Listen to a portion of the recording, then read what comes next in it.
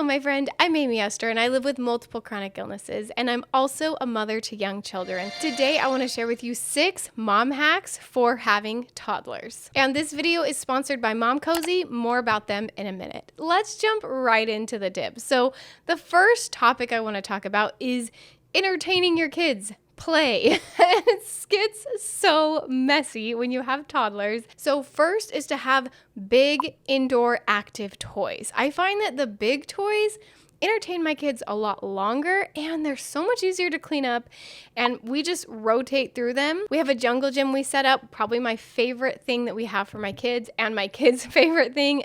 Indoor jungle gym, make sure you have one of those. Keeps them entertained for hours. It makes them exhausted so they don't need to go out or do anything else.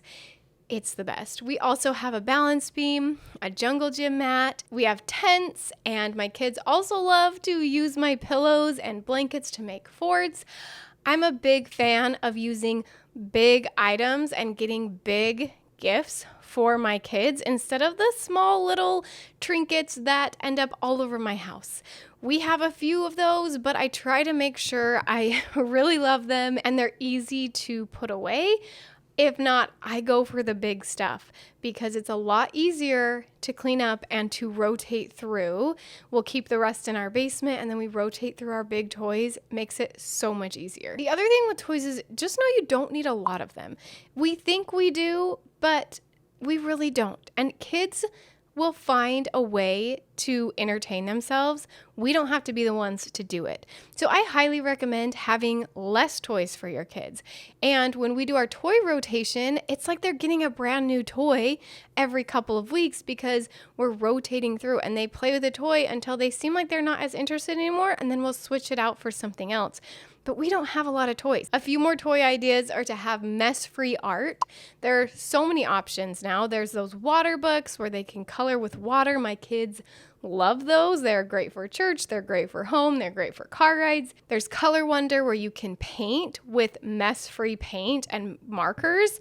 We love those as well. I will link some of my favorites, but there's lots of mess-free art that my kids love and it keeps them entertained for hours. Another great mess-free play is to make their play in the bathtub. My kids love taking baths. We have bath markers. They can color in the bath. We have colorful soaps. We have fun toys in the bath. They're getting clean at the same time as they're playing and they're entertained. My kids have so much fun in the bath. And one more play thing that will help you is to bring the outside in. And by that, I mean get one of those sensory bins. If you haven't seen them, they're pretty cool sensory tables. And you can bring snow inside and put snow in your sensory bin during the winter, so you don't have to do the whole thing of going outside. You can also bring leaves in or bring sand in, depending on the season, and they can play with the outdoors inside without having to go through the whole huge mess of getting packed up and going outside, because if you're like me, it's exhausting to take your kids outside. Okay, the next thing I want to talk about is quiet time. I think quiet time is so important. Now, toddlers usually will nap, but as they get older, if they're anything like my children, they slowly start to drop that nap. And it is really, really annoying when you don't get that time to yourself because toddlers are so exhausting. So instead of doing nap time, we do quiet time. And that doesn't mean they don't nap. My son is almost 2 years old. He still naps pretty regularly, but we call it quiet time so that he doesn't have to take a nap for me to get my time to myself. And what this does is it serves 2 purposes. One, it helps me to have time to myself no matter what, no matter if he naps or not. And 2, it helps him to learn how to play independently. And it's really good for those kids to have some time all on their own without the extra stimulation of everyone around them, even if they don't take a nap. And speaking of quiet time, something that I think is essential when you have toddlers is having a video monitor on them because they get into everything. And even though my kids' rooms I think are very safe, I still worry about them. That leads me right into the sponsor of today's video. Now, there are two products I'm going to share with you today. They are from the same company, but two different brands. So the first brand is Babycozy. The second brand is Momcozy. So they obviously go quite well together. And of course, it's a baby monitor. And let me tell you, I've tried a lot of baby monitors.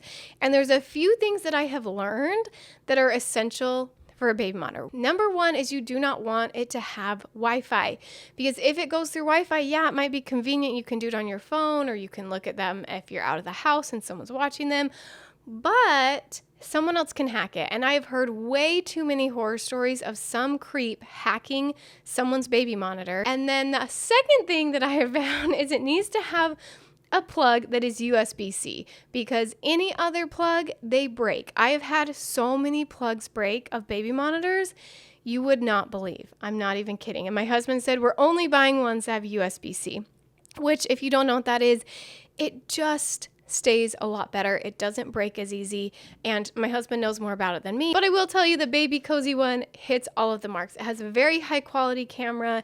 It also is not on Wi-Fi. It only links with the monitor that it comes with, so it can't be hacked by anyone else. And it has my favorite plugs, the USB-C, so they don't break. The link in the description will give you $30 off your Babycozy baby monitor. It has an all-around field of view, no Wi-Fi, no apps, USB-C plug, has a 5-inch large 720p screen, and two-way talk. We are big fans of the Babycozy baby monitor. The second product from this same company is Momcozy, and it is their nursing bra. And let me tell you, friends, this is a comfortable bra. I have tried a lot, and especially as someone who is currently pregnant, this has been a lifesaver because it gets uncomfortable in there, okay?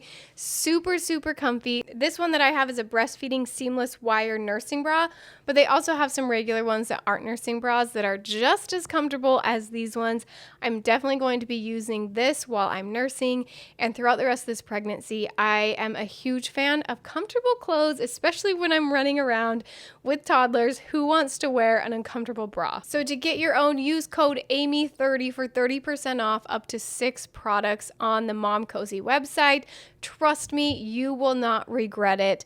It is the most comfortable bra I've ever put on. In fact, I'm pretty sad to not be wearing it right now because I needed to show you for this video, but trust me, it's going right back on after I'm done with this. And thank you again to Momcozy for sponsoring this video.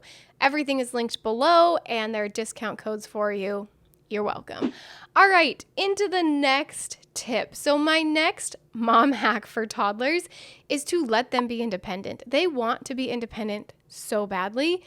Give that to them, because guess what? The more that you do for them, the more that they learn, oh wait, I can't do this on my own. I need mom to help me. It's called learned helplessness. They learn to be helpless because you're doing too much for them. It can be hard in the moment because they make things messier when they want to spread the peanut butter on their sandwich. They make things more annoying when they want to dump all the laundry out.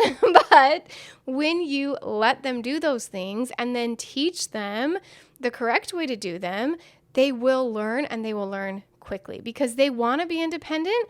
And so give that to them. So I find ways that they can do things on their own. So for example, with cooking, I have utensils that they can use, little knives and little spoons that they can use to help me cook. Even though they make a little bit of a mess, in the long run, it makes it so much easier because as they get a little bit older, they're able to do that stuff on their own and able to do it correctly. And then make sure you have stools or any kind of toddler tower so that they can stand up with you, or they can wash their hands on their own, having their own little toilet in the bathroom.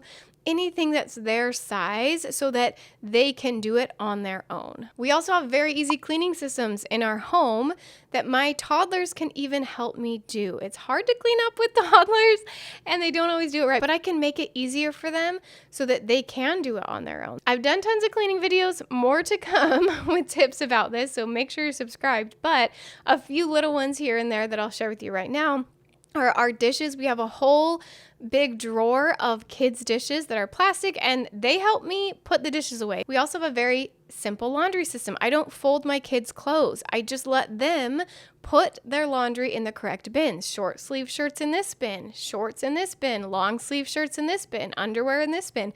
And they learn where they go, and they don't have to know how to fold it all pretty. They can just throw it in and it's ready to go. The same with our toy bins. Like I said, we don't have a ton of toys, and so that makes it easier, but also having it very simple for them to put their toys away. We have big bins. One of them's for cars, one of them's for balls, one of them's for stuffed animals. And they can easily help me put the toys away because the system is so easy and we have very little toys. The fourth hack for my toddler moms is to lock everything. Don't let them just get into anything they want. Like I said, they want to be independent, but you need to give them guided independence. They don't just get to go rogue and do whatever they want. Of course, you're gonna lock the things that are dangerous, like cleaning supplies and medications and all of that. But I mean, lock anything you don't want them to get into. So I keep only the things that I'm okay with them getting into at any moment open. Everything else is locked, even our pantry, because they will go in and start grabbing food and throwing it all over the place or trying to make their own food. I lock it so that I can guide them when I want them to be making food with me. I don't have it open all the time. Okay, number 6 hack is to have a place to lay down in every area that you spend time with your kids. So if you have a playroom, have some kind of couch or an old mattress or something to lay down on while they play. What we like to do, we don't have a playroom in this home, but we do have our 2 kids' bedrooms and our living room. Those are kind of the main areas that we play in. And we have the couch in the main area, and then we have the 2 kids' beds in their kids' bedrooms. And we don't switch our toddlers into a toddler bed. We switch them into an on-the-floor twin bed because they're going to grow into it eventually anyways. And 2, so I have a place to lay down while the kids play.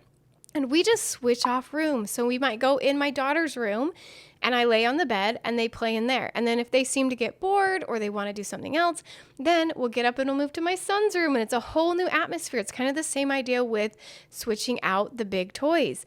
We just switch it out, we change it up, we just move to the next room, and it's like this whole new fun thing to play with. And the last hack I have for you is to set routines and stick to them, because children, especially toddlers, love to live in routine. It helps them and it helps you. It helps them to know what's going to happen next, to be used to it, like we said with the quiet time. When they know that quiet time is a thing that they do every day, they're less likely to complain about it. They're less likely to push it away because they've done it before.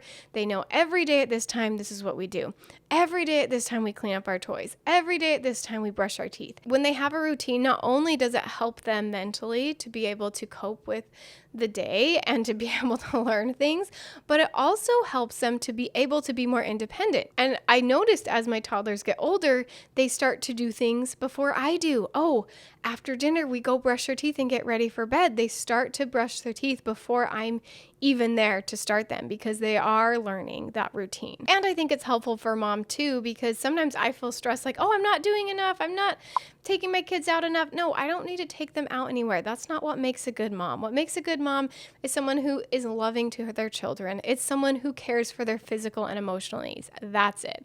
So when I stick to my routine and we play in the mornings, and then we make lunch, and then we clean up lunch, and then we have quiet time, and then it just makes it go so much smoother. And it helps me to know what's happening next and not to feel all this rush like I should be doing more, should be doing this and that.